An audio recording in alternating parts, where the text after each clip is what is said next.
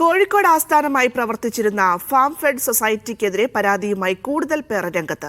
കോൺഗ്രസ് നേതാക്കൾ പ്രൊമോട്ടർമാരായി രൂപീകരിച്ച സൊസൈറ്റിക്കെതിരെ പോലീസ് നടപടി സ്വീകരിക്കുന്നില്ലെന്നും ഇതിൽ പ്രതിഷേധിച്ച് നടക്കാവ് പോലീസ് സ്റ്റേഷനിലേക്ക് മാർച്ച് നടത്തുമെന്നും തട്ടിപ്പിന് ഇരയായവർ പ്രതികരിച്ചു.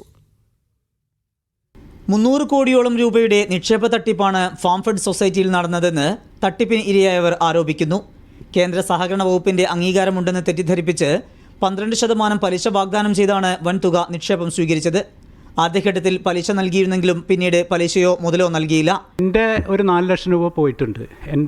ആക്ച്വലി എൻ്റെ പൈസയല്ല, എൻ്റെ ചെറിയമ്മയുടെ പൈസയായിരുന്നു. അവർ അസുഖമായിട്ട് കിടക്കുമ്പോഴാണ് ഈ പൈസ വാങ്ങിച്ച്. അവർക്ക് ട്രീറ്റ്മെൻറ്റിന് അവസാനം പൈസ ഇല്ലാതെ അവർക്ക് സർജറി ചെയ്യാൻ പറ്റാതെ അവർ മരിച്ചു. ഇവർ കള്ള ചെക്കൊക്കെ കൊടുത്തിട്ട്, വണ്ടി ചെക്കൊക്കെ കൊടുത്ത് അങ്ങനെയൊക്കെ ചീറ്റ് ചെയ്തിട്ട്, അങ്ങനെ ഒത്തിരി പേരെ ചീറ്റ് ചെയ്തിട്ടുണ്ട്. ഇവർ FIRൽ ഞാൻ പറഞ്ഞ ആളുകളെ പേരൊന്നുമില്ല.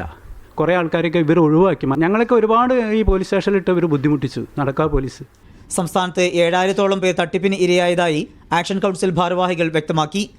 ഞാനടക്കം നമ്മുടെ എത്രയോ പേര് ഇതിൽ, എത്ര ലേഡീസ്, എത്ര റിട്ടയർഡ് ആയ ലേഡീസ് ഉണ്ടെന്നറിയോ.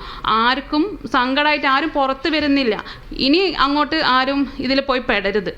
ഇതിനെതിരെ ശക്തമായ ഒരു നിയമം വന്നേ മതിയാവും. Farm fed chairman Rajesh Pillai, MD Akhin Francis എന്നിവർ നിക്ഷേപ തട്ടിപ്പ് കേസിൽ കഴിഞ്ഞ വർഷം അറസ്റ്റിലായിരുന്നു.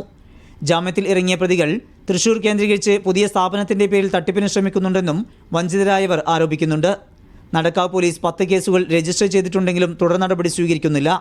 ഈ സാഹചര്യത്തിലാണ് പോലീസ് സ്റ്റേഷനിലേക്ക് മാർച്ച് നടത്താൻ തീരുമാനിച്ചതെന്നും ആക്ഷൻ കൗൺസിൽ പ്രതികരിച്ചു. മീഡിയ 1 കോഴിക്കോട്.